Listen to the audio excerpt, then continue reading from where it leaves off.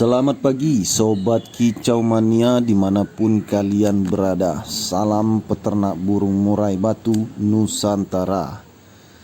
Oke Sobat Kicau Mania, di video kali ini kita akan memberikan keseharian kita. Tetapi ini tidak terlalu rutin ya. Sebenarnya kita hanya membuat jamu. Istilahnya ini jamu atau kita sering sebut herbal. Nah, kita menggunakannya juga kepada jangkrik ini Sobat Kicau Mania. Jadi ini daun jambu biji ya. Ini secara alami banyak dipakai oleh kita untuk berbagai keperluan ya. Nah, di video kali ini saya akan memberikan tips ya Sobat Kicau Mania, bagaimana saya meracik pakan ya. Tetapi ini bentuknya ini tetap kita salurkan ke jangkrik ya. Jangkrik saya ini jangkrik lolo, atau yang sering kita sebut itu jangkrik halus, jangkrik kecil. Karena saya fokus jangkrik ini semuanya serba bisa Sobat Kicau Mania. Jangkrik ini dipakai baik untuk lolohan, trotolan ataupun indukan. Makanya saya suka dengan jangkrik seperti ini. Kalau kalian mengikuti video saya ya, selalu jangkriknya seperti ini saya tampilkan. Ukurannya pun seperti ini. Memang saya pesan khusus kepada tukang jangkrik. Nah Sobat Kicau Mania, ini hanya saya taburkan saja. Saya melakukan ini kurang lebih beberapa bulan yang lalu ya. Kalau tidak salah 7 bulan yang lalu saya sudah melakukan hal ini. Nah, saya juga menambahkan di sini ya asupan gizi nutrisi lainnya. Karena ini mengandung kalsium dan magnesium, yaitu beras merah. Beras merah ini saya awalnya ya, saya memakai ini karena saya ingat dulu di tahun 2000-an saya ini ternak ayam Bangkok, ayam Arab, ayam kampung. Saya pakai seperti ini racikannya, cuman bentuknya ini dimasak. Kalau untuk di ayam nanti saya aduk ke fur ya. Nah, kalau untuk di peternakan murai batu saya mengembangkan inovasi yang lain. Karena tidak mungkin akan diberikan secara langsung pada murai batu. Sementara ini saya pakai seperti ini Sobat Kicau Mania. Saya biarkan jangkrik untuk memakannya, sehingga jangkrik ini penuh nutrisi, asupan gizi dan kalsium, sehingga berguna untuk diternakan murai batu kita. Nah, untuk kedepannya saya akan mencoba mengeksperimenkan beras merah ini ya. Bisa tidak dijadikan pakan atau dijadikan dalam bentuk seperti fur ya. Mungkin saya akan campur dengan fur. Nah, nanti saya akan coba ya Sobat Kicau Mania.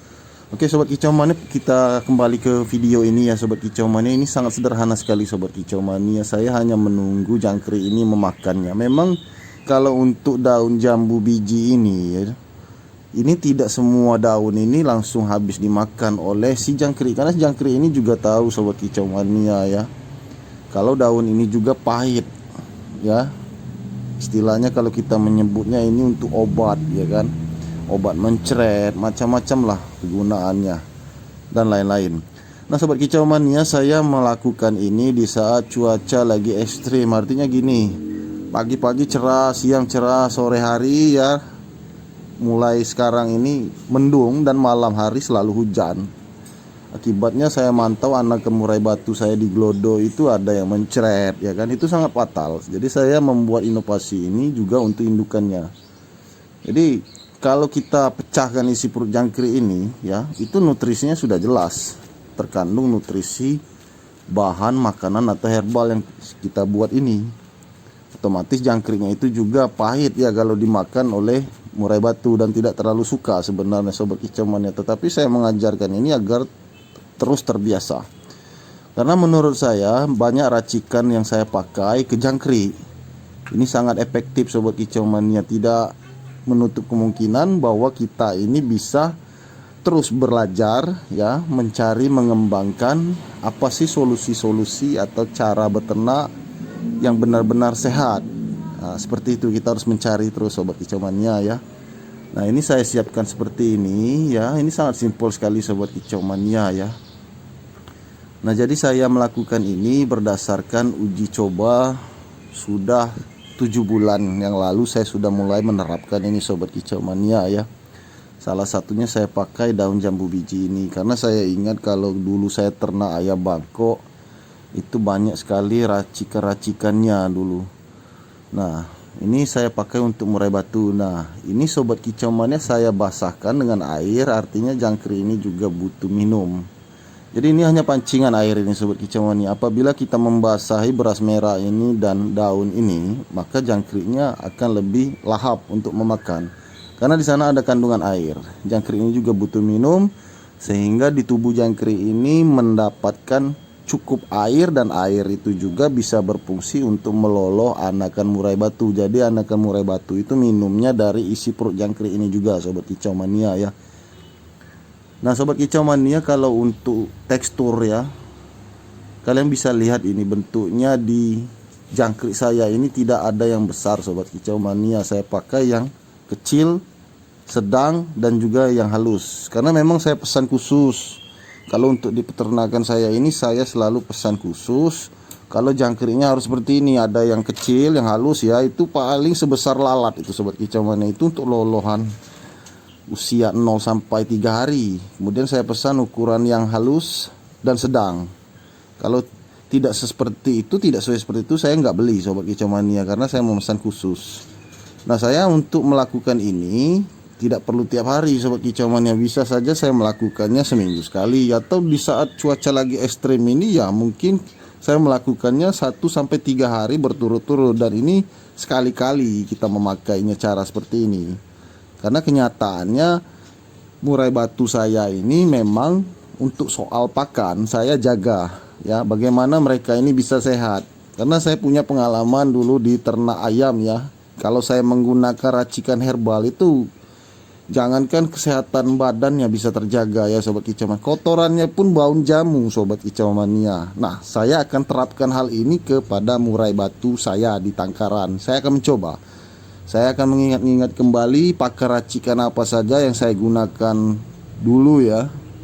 Itu banyak bisa dikembangkan sebenarnya untuk di peternakan murai batu. Contohnya saja ekstimulan sobat kicau mania. Ekstimulan itu kan pemacu petelur untuk ayam. Kok bisa saya gunakan di murai batu, dan ternyata lancar, hasilnya bagus. Tapi kandungan takarannya kita harus porsir sendiri sobat kicau mania. Kita harus menentukan porsinya, karena itu dosisnya beda antara ayam dan burung. Nah begitupun dengan yang lain, herbal yang lain kita bisa gunakan untuk di peternakan murai batu sobat kicau mania. Nah ini sebagai bentuk karya dan inovasi kita, seorang penangkar harus bisa seperti itu. Jangan monoton. Mentang-mentang kita lihat teman kita seperti itu, kita harus mengikuti. Enggak sobat kicau mania, kita harus berpikir positif, realistis. Kalau pakan ini bagus, herbal ini bagus untuk dimakan oleh jangkrik dan murai batu, ya kenapa enggak kita mencoba, ya kan? Toh kita tahu itu juga enggak ada efeknya, kita tahu itu banyak menebar manfaat. Jadi kita berpikir positif dan ambil maknanya saja sobat kicau mania. Kalau ini bagus, kita terapkan.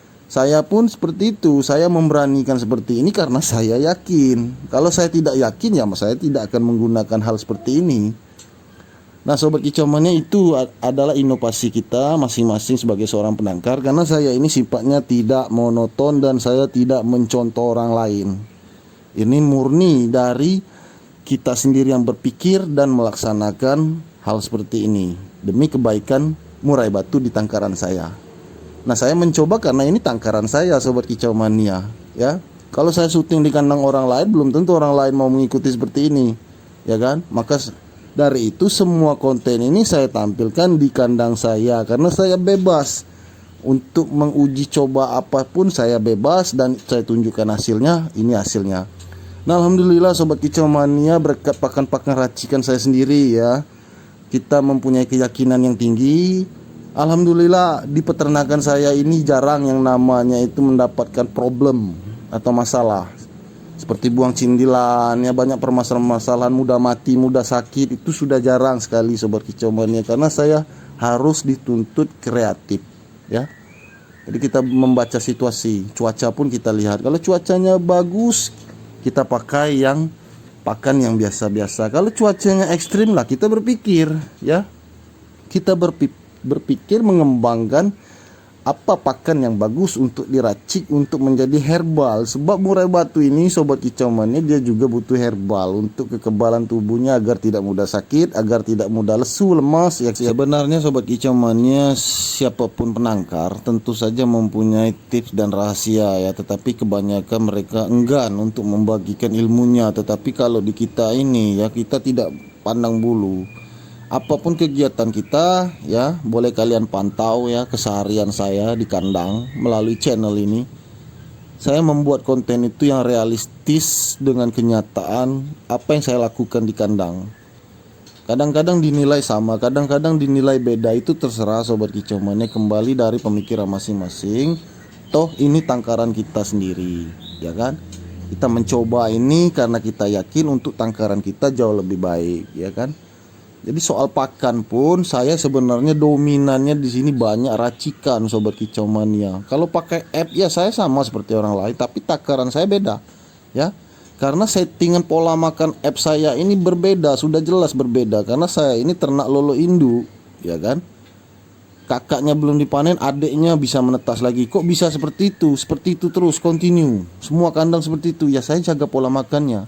Saya pelajari dulu. Nah, termasuk dalam urusan pakan-pakan racikan herbal yang mengandung nutrisi tinggi, vitamin tinggi, saya juga menguji cobanya dengan penuh keyakinan agar saya jauh lebih baik sobat kicau mania ya.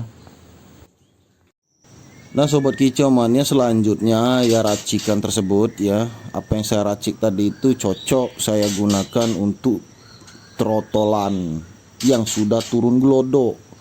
Jadi mereka ini kan di usia seperti ini, kalau dulu saya sering memperhatikan kok mereka ini rata-rata sukanya kalau makan itu kebanyakan saya perhatikan makannya banyak tapi kotorannya ada yang mencret. Semenjak saya berpikir seperti itu, melihat seperti itu, keadaan kok seperti ini ya kan, lama-lama kan banyak kejadian-kejadian fatal dulu. Nah saya belajar dari sana sobat kicau mania bahwa trotolan seperti ini, usia seperti ini masih sangat rentan ya dengan cuaca. Dan pencernaannya rata-rata bisa KO kalau pencernaannya terganggu. Nah, sejak saat itu saya terapkan, mulai dari herbal-herbal yang saya temukan saya racik ke jangkrik, tidak secara langsung ya. Saya meraciknya ke jangkrik saja, biarkan jangkrik yang mengolah sobat kicau mania ya. Nah sobat kicau mania, jangkrik itu juga ya, kalau untuk yang halus itu dilolo indukannya untuk melolo anakan yang masih ada dalam glodok ini ya, seperti usia 0 sampai 3 hari, 0 sampai 7 hari. Saya juga menggunakan racikan seperti ini sobat kicau mania ya. Jadi saya melakukan ini berdasarkan keyakinan kita bahwa herbal itu juga bagus untuk hewan peliharaan, cuman kita menggunakannya dalam metode bentuk apa, seperti itu sobat kicau mania ya. Oke sobat kicau mania, itu saja video kita kali ini. Semoga bermanfaat untuk kalian semua. Jangan lupa di like, subscribe, dan share sebanyak mungkin. Terima kasih. Salam kicau mania.